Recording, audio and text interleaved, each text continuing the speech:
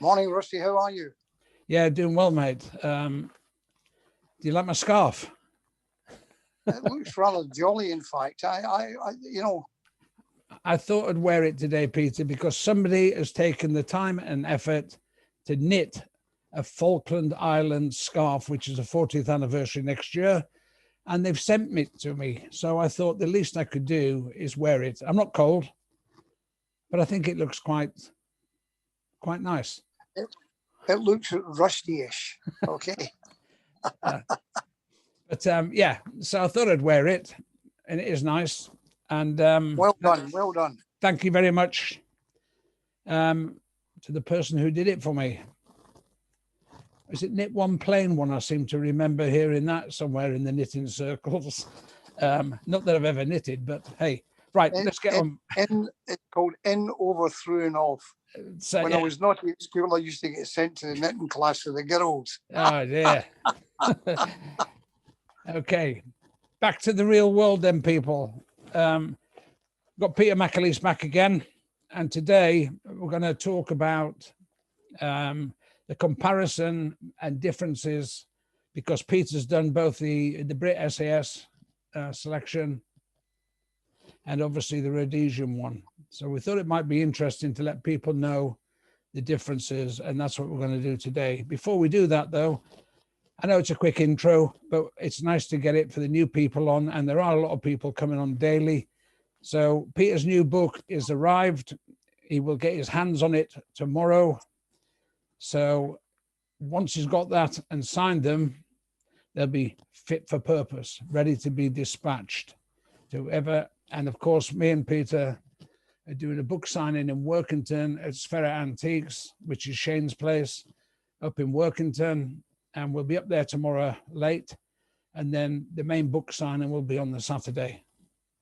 So look forward to seeing anybody who's up there. Peter's book in tow. No Mean Soldier. Write that down. So film Killing of Escobar, that comes from Peter's book. Everybody knows who Pablo Escobar was, no longer with us. That's out. And it's no good keep coming to me and asking, where do we see it? Google it.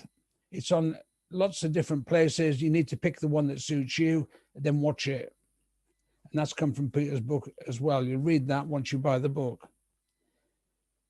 The Facebook page, SAS Special Air Service Military Collectors and Facts page, we're on 12,100. So we're gaining people and like-minded friends every day. It's 100 since yesterday. So anybody you've got that's like-minded, get them on that page. Get them to have a look at it. It's doing really well. And we run it properly. No waltz, please, because you will be fired instantly. Peter McAleese, SAS TV, that's his YouTube channel. And of course, Peter McAleese, www.petermacaleese.com. That is his website. That will keep you up to date of exactly what's happening, where Peter's going to be, and everything else. So let's get on with what we've come here to do. Rhodesian SAS and British SAS. And just tell us the differences, Peter. On day one and prior to day one, when you did your training and stuff for the British SAS, you turned up predominantly Brits. When you turned up for the Rhodesian SAS, if you can give us a comparison on that, how it differed, that would be great to start with. For a start, the average guy in the Rhodesian SAS was a lot younger. And what they had decided to do when I joined was to take the kids from school or from the basic depot in Bull of Whale and train them all the way through from recruits through to SAS training. It was a good idea in that they could see the people they wanted and they could concentrate on the fitness in order to get the men through the selection course itself. The standard of training there was high. it was not, there was very little comparison in the training phase between them and the Brits. But they did their selection when I was there at a place called the Metopus, which is where Cecil Rhodes is buried. And it was hard. The thing is, in the Rhodesian SAS, what you did was slept on the ground at night. You know, there was no coming back, showers and baths and whatnot. You slept on the ground, got up and carried on the next morning. That was one of the main differences I've seen. The other thing was the weather.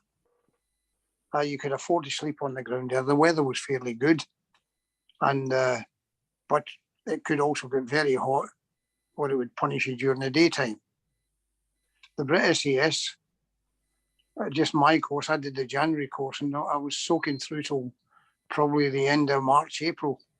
I was drying my clothes every night. So as a person who went to both of them, that was the main thing I noticed. The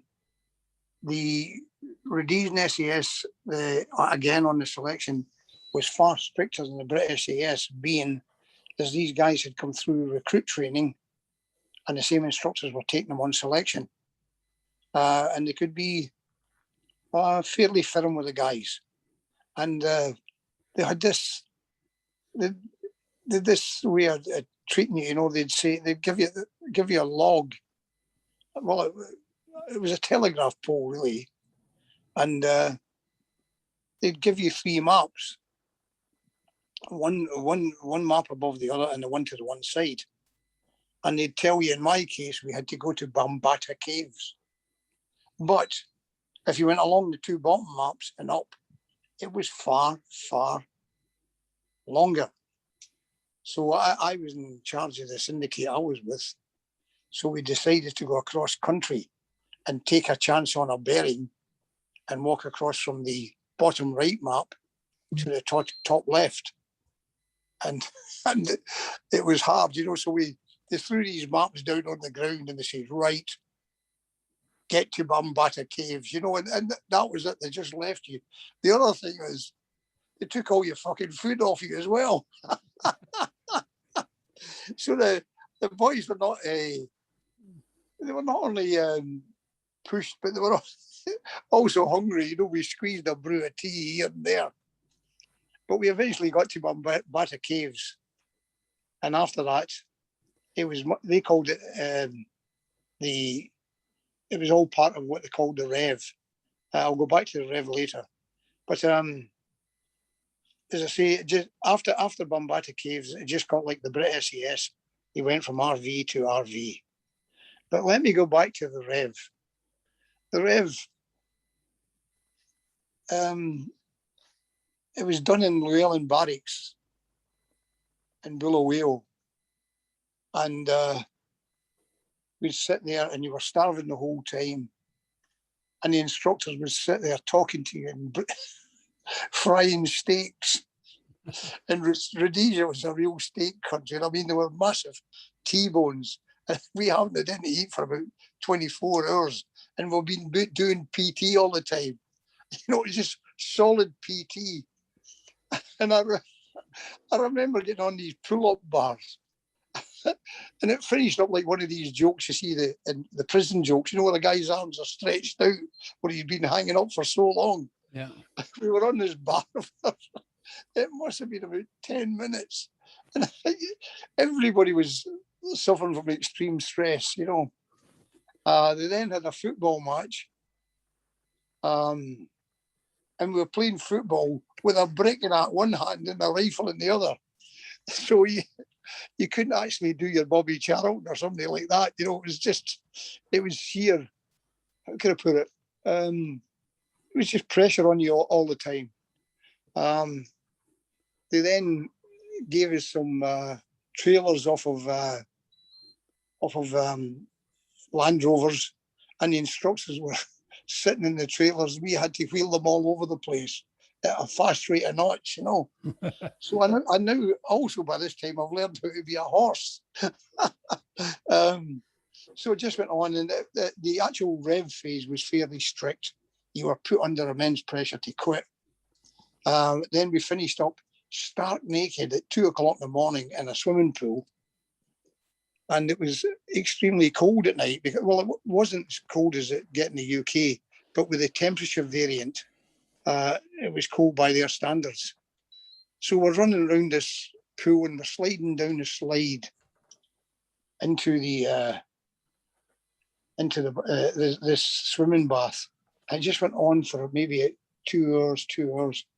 And you had to get your brick and you had to stand there and you'd give your brick a girl's name, right?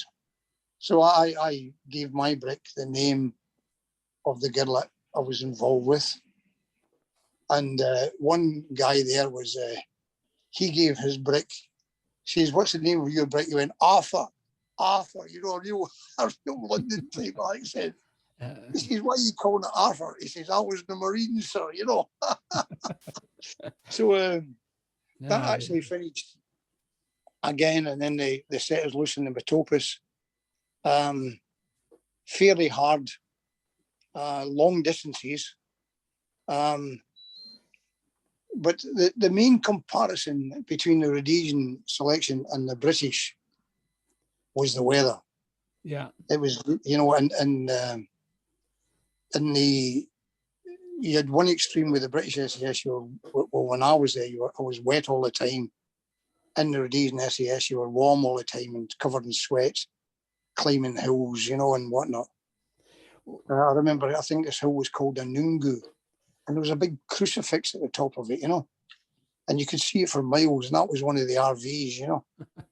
So I climbed up this thing. I thought it was never going to end, you know.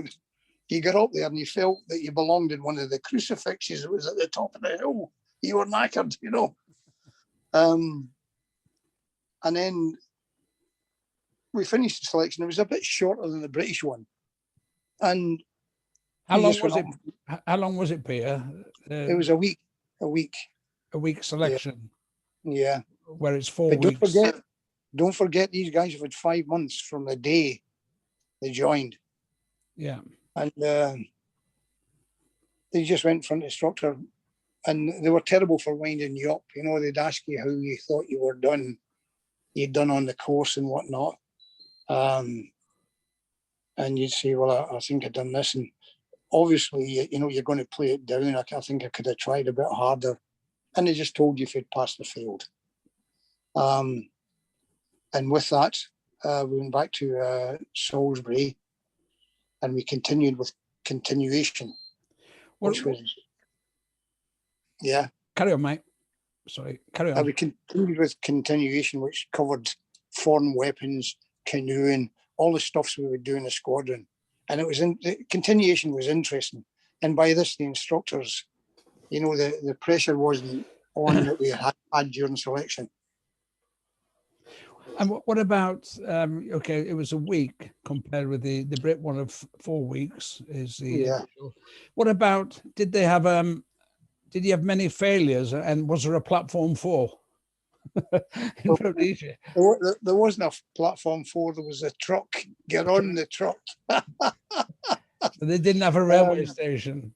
Yeah, now we say a 4-week selection with the Brits, but what they had, don't forget, they've had these guys for 5 months.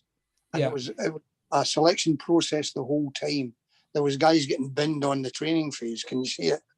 I think it was like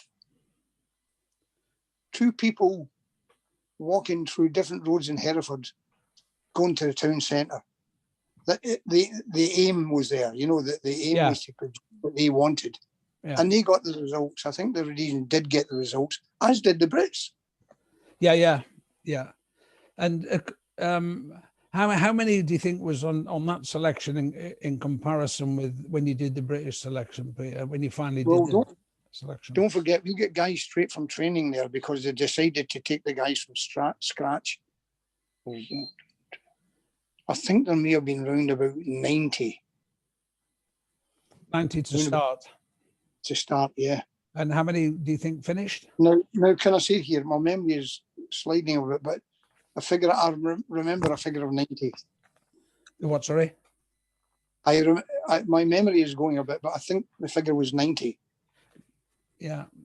So it was, how long was the course altogether? Like the Brits is 6 months, as we know, if you haven't done your Yeah, parachute course, which you've obviously done your parachute course. yeah. So how long was the course, start to finish, selection and Start then to finish. continuation?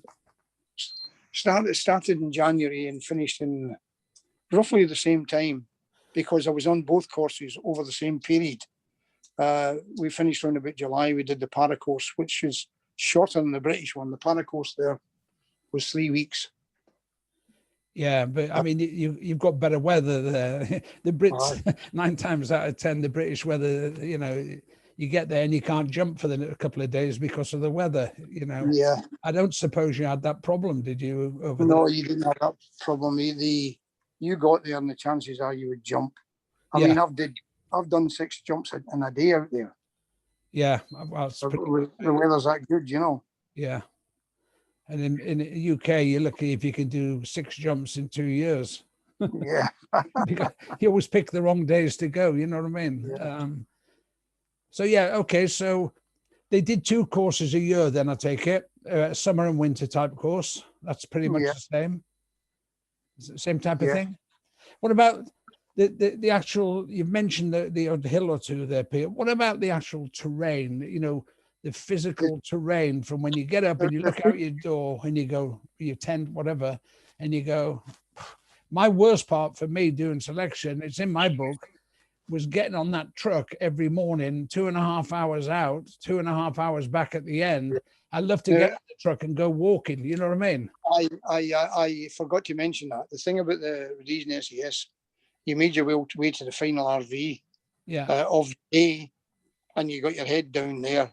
You woke up in the morning, made yourself a brew, ate some food, and then you took off from there. So there was no travel involved. Yeah. I mean, part of the pressure in the British SAS is that journey down to Brecon and the journey back, you know. That's right. Yeah. The hill walking was a delight in comparison. Yeah.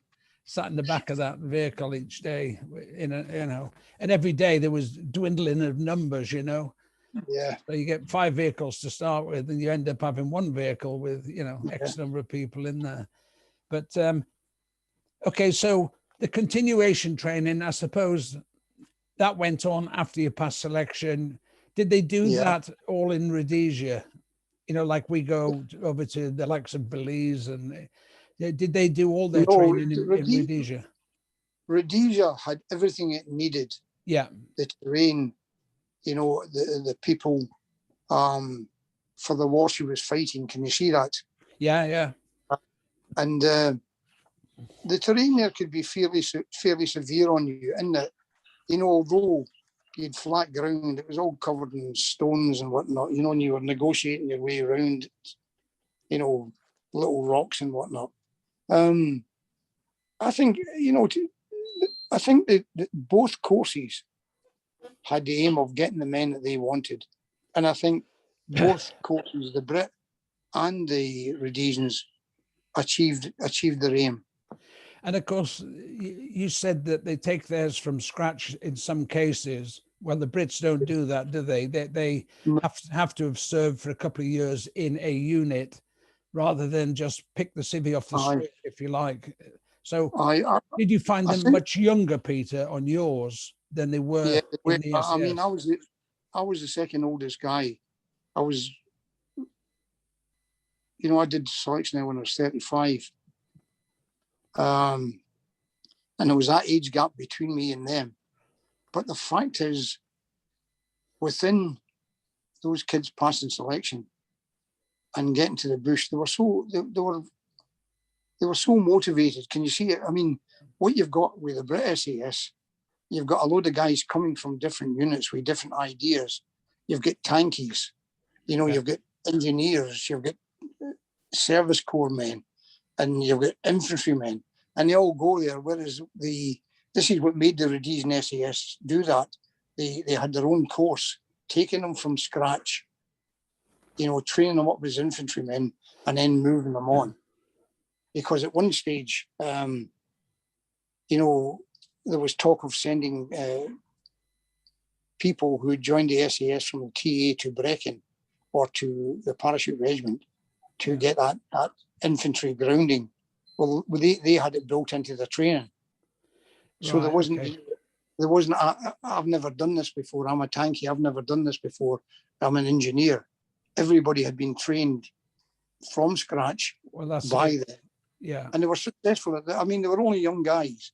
But then again, if you look at World War II and look at the ages of the guys then, Yeah. some of them were young. Oh, yeah. Some of them illegally young. Yeah. Just, but before we finish up on this one, what about once you'd passed, in the regiment? In my day, they just go over to the QM, son, and grab yourself your berry and your stable belt. Oh, No ceremony of any type. What about no, no. The Rhodesians wouldn't have that. They wouldn't have it at all. You had to go and do 3 ops before you got your beige berry. Oh, And it was down to your troop commander whether you got your badge and your berry. So you had to go in operations 3 times. And so you could still have been failed then after that. yeah, oh, Yeah, yeah. No, I like that idea. yeah. I think that's a great idea. Yeah. But yeah, well, there's a big difference. Once we'd passed, same as you, off you go, QMs, get your berry in your belt, and then come back and we'll introduce you around that type of stuff, into the squadron. How many squadrons were there in the Rhodesian SASPR? Well, when I joined it, there was 2 troops. Then they built up to 3 troops, and then they built up to 3 squadrons, and in the finish, you had 1 SAS Rhodesian regiment. Well, how many squadrons? 3 squadrons. Yeah, they were small squadrons. Small squadrons, what, 30? Probably between 30 and 40.